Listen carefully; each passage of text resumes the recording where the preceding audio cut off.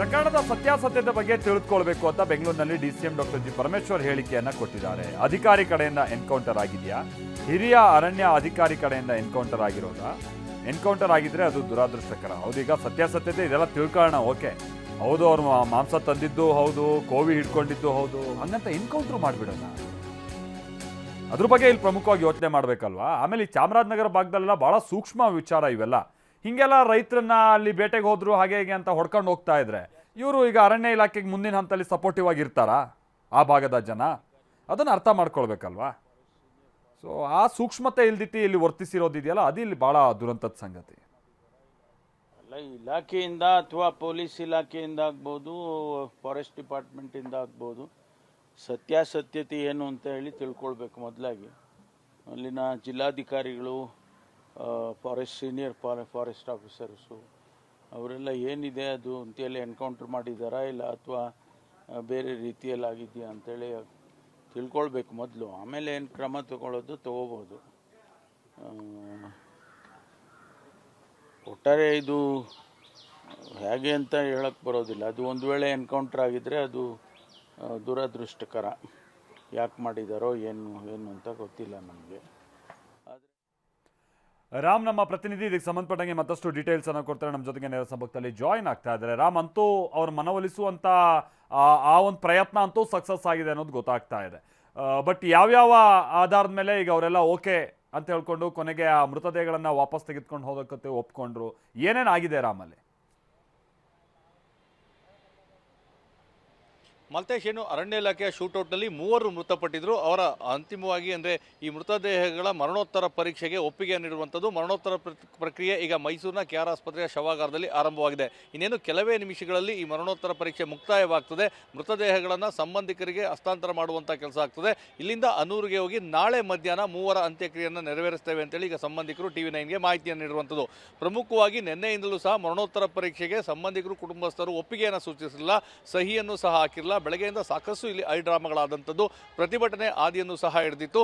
ಕೊನೆಗೆ ಅರಣ್ಯ ಇಲಾಖೆಯ ಸಚಿವ ರಾಮಲಿಂಗಾರೆಡ್ಡಿಯವರು ಖುದ್ದು ದೂರವಾಣಿ ಮುಖಾಂತರವಾಗಿ ಸಂಬಂಧಿಕರ ಜೊತೆ ಮಾತನಾಡಿದರು, ಸಾಕಷ್ಟು ಭರವಸೆಗಳನ್ನು ನೀಡಿದರು. ಅಷ್ಟೇ ರೀತಿಯಾಗಿ ಅನೂರು ಶಾಸಕ ಮಂಜುನಾಥ್ ಸಹ ದೂರವಾಣಿ ಮುಖಾಂತರ ಮಾಡಿದರು. ಮಾಜಿ ಶಾಸಕ ನರೇಂದ್ರ ಮಾತನಾಡಿದರು. DCP ಮುತ್ತುರಾಜ್ ಸಹ ಸಂಬಂಧಿಕರ ಜೊತೆ ಮಾತಾಡಿದರು. ಇವೆಲ್ಲವೂ ಸಹ ಫಲಪ್ರದ ಆಯಿತು. ಒಟ್ಟು 5 ಬೇಡಿಕೆಗಳನ್ನು ಕುಟುಂಬಸ್ಥರು ನೀಡಿದರು. 5 ಬೇಡಿಕೆಗಳನ್ನು ಈಡೇರಿಸ್ತೇವೆ ಅನ್ನೋ ಒಂದು ಭರವಸೆಯನ್ನು ಈಗ ನೀಡಿದ್ದಾರೆ. ಅಂದರೆ ಪ್ರಮುಖವಾಗಿ ಮೃತರ ಕುಟುಂಬಕ್ಕೆ ಪರಿಹಾರವನ್ನು ನೀಡಬೇಕು, ಸರ್ಕಾರದಿಂದ 5 ಲಕ್ಷ ಜೊತೆಗೆ ಶಾಸಕ 10 ಲಕ್ಷ, ಒಟ್ಟು ತಲಾ 15 ಲಕ್ಷ ಪರಿಹಾರವನ್ನು ನೀಡ್ತೇವೆ ಅನ್ನೋ ಒಂದು ಭರವಸೆಯನ್ನು ನೀಡಿರುವಂಥದ್ದು. ಇದರ ಜೊತೆಗೆ ಆ ಮಕ್ಕಳ ಒಂದು ಶಿಕ್ಷಣದ ಜವಾಬ್ದಾರಿಯನ್ನು ನಾವೇ ತೆಗೆದುಕೊಳ್ತೇವೆ ಅನ್ನೋ ಒಂದು ಭರವಸೆಯನ್ನು ನೀಡಿದರು. ಹೀಗಾಗಿ ಶಿಕ್ಷಣದ ಜವಾಬ್ದಾರಿಯನ್ನು ತೆಗೆದುಕೊಳ್ತಾರೆ ಅನ್ನೋ ಒಂದು ಭರವಸೆಯ ಮೇರೆಗೆ ಈ ಒಪ್ಪಿಗೆಯನ್ನು ಸೂಚಿಸುವಂಥದ್ದು. ಇದರ ಜೊತೆಗೆ ಮೃತ ಕುಟುಂಬಸ್ಥರ ಒಬ್ಬರಿಗೆ ಸರ್ಕಾರಿ ನೌಕರಿಯನ್ನು ಕೊಡ್ತೇವೆ ಅನ್ನೋ ಒಂದು ಭರವಸೆಯನ್ನು ನೀಡಿದ್ದಾರೆ. ಮತ್ತು ಇದೆಲ್ಲರ ಜೊತೆಗೆ ಏನು ಶೂಟೌಟ್ ಪ್ರಕರಣದಲ್ಲಿ ಭಾಗಿಯಾಗಿದ್ದರು ಅವರ ವಿರುದ್ಧ FIR ಅನ್ನು ದಾಖಲಾಗಿದೆ. ಅವರಿಗೆ ಒಂದು ವೇಳೆ ಅವರು ತಪ್ಪು ಮಾಡಿದ್ದಾರೆ ಅಂತ ಗೊತ್ತಾದರೆ ಕಠಿಣ ಶಿಕ್ಷೆಯನ್ನು ಕೊಡಿಸುವಂಥ ಕೆಲಸವನ್ನು ನಾವೇ ಮಾಡ್ತೇವೆ ಅನ್ನೋ ಒಂದು ಭರವಸೆಯನ್ನು ನೀಡಿದ್ದಾರೆ. ಮತ್ತೆ 5ನೇಯದಾಗಿ ಮೀಸಲು ಅರಣ್ಯ ಪ್ರದೇಶದ ಘೋಷಣೆ ಏನಾಗಿದೆ ಅದರ ಬಗ್ಗೆ ನಾವು ಪುನರ್ ಪರಿಶೀಲನೆ ಮಾಡ್ತೇವೆ. ಯಾಕಂದರೆ ಕಾಡಂಚಿನ ಪ್ರದೇಶದ ಗ್ರಾಮಗಳನ್ನು ಸಹ ಮೀಸಲು ಅರಣ್ಯಕ್ಕೆ ಸೇರಿಸುವುದಾಗಿ ನಾವು ನಡೆದಾಡೋದಕ್ಕೂ ಕಷ್ಟ ಆಗ್ತದೆ, ಇದನ್ನು ಪರಿಶೀಲಿಸಬೇಕು ಅಂತ ಒಂದು ಮನವಿಯನ್ನು ಮಾಡಿದರು. ಅದನ್ನ ಪರಿಶೀಲಿಸ್ತೇವೆ ಅಂತ ಹೇಳಿದರೆ ಹೀಗಾಗಿ 5 ಬೇಡಿಕೆಗಳ ಜೊತೆಗೆ ಅವರು ಒಪ್ಪಿಗೆಯನ್ನು ಸೂಚಿಸಿರುವಂಥದ್ದು. ಹೀಗಾಗಿ ನೀವು ಕೆಲವೇ ನಿಮಿಷಗಳಲ್ಲಿ ಮರಣೋತ್ತರ ಪರೀಕ್ಷೆ ಮುಕ್ತಾಯವಾಗ್ತದೆ, ಮತ್ತೆ ಇಲ್ಲಿಂದ ತೆಗೆದುಕೊಂಡು ಹೋಗುವಂಥ ಕೆಲಸ ಆಗ್ತದೆ. ಯಾಕಂದರೆ ನಿನ್ನೆಯಿಂದಲೂ ಸಹ ಘಟನೆ ಆದ ದಿನದಿಂದಲೂ ಸಹ ಒಂದು ಕಡೆ ಅನೂರಿನಲ್ಲಿ ಪ್ರತಿಭಟನೆ, ಮತ್ತೊಂದು ಕಡೆ ಮೈಸೂರಿನ ಕೆಆರ್ ಆಸ್ಪತ್ರೆಯ ಶವಾಗಾರದ ಮುಂದೆ ಈ ರೀತಿಯಾದಂಥ ಸಂಬಂಧಿಕರು ಪಟ್ಟು ಹಿಡಿದುಕೊಳ್ತಿದ್ರು. ಅವೆಲ್ಲವಕ್ಕೂ ಸಹ ಈಗ ಭರವಸೆ ಮುಖಾಂತರವಾಗಿ ಇತಿಷ್ಠಿ ಆಡುವಂಥ ಕೆಲಸವನ್ನು ಮಾಡಿದ್ದಾರೆ. ಮಾಲ್ತೇಶ್, ಇಲ್ಲಿ ಗಮನಿಸಬೇಕಾದಂಥದ್ದು, ಅವರು ಮಾತನಾಡುವಂಥ ಸಂದರ್ಭದಲ್ಲೂ ಇದು ಅಂತ್ಯವಲ್ಲ, ತಾತ್ಕಾಲಿಕವಾಗಿ ಅವರ ಮಾತುಗಳ ಮೇಲೆ ವಿಶ್ವಾಸವನ್ನು ಬಿಟ್ಟು ನಾವು ಈ ಪ್ರತಿಭಟನೆಯನ್ನು ವಾಪಸ್ ತೆಗೆದುಕೊಂಡಿದ್ದೇವೆ, ಮರಣೋತ್ತರ ಪರೀಕ್ಷೆಗೆ ಒಪ್ಪಿಗೆ ನೀಡಿದ್ದೇವೆ, ಕೊಟ್ಟಿರುವ ಎಲ್ಲ ಭರವಸೆಗಳನ್ನು ಈಡೇರಿಸದಿದ್ದರೆ ಮುಂದಿನ ದಿನಗಳಲ್ಲಿ ಮತ್ತಷ್ಟು ಉಗ್ರವಾದಂಥ ಹೋರಾಟವನ್ನು ಮಾಡ್ತೇವೆ. ಇಲ್ಲವಾದರೆ ಈಗ ಏನು ಈ ಈಗ ಬೀಸೋ ದೊಣ್ಣೆಗೆ ತಪ್ಪಿಸ್ಕೊಂಡ್ರೆ ಸಾಕು ಅಂತ ಅವರು ವರ್ತಿಸಿದ್ರೆ ಅದಕ್ಕೆ ಖಂಡಿತವಾಗಿಯೂ ನಾವು ಬಿಡೋದಿಲ್ಲ ಅನ್ನೋ ಮಾತನ್ನು ಹೇಳಿದ್ರು. ಅಷ್ಟೇ ಅಲ್ಲ, ಈ ಒಂದು ಹೋರಾಟದಲ್ಲಿ ಭಾಗಿಯಾದಂತಹ ಮಾಧ್ಯಮ ಸೇರಿದಂತೆ ಎಲ್ರಿಗೂ ಒಂದು ಧನ್ಯವಾದ ಹೇಳುವಂತಹ ಕೆಲಸವನ್ನು ಸಹ ಮಾಡಿದರು.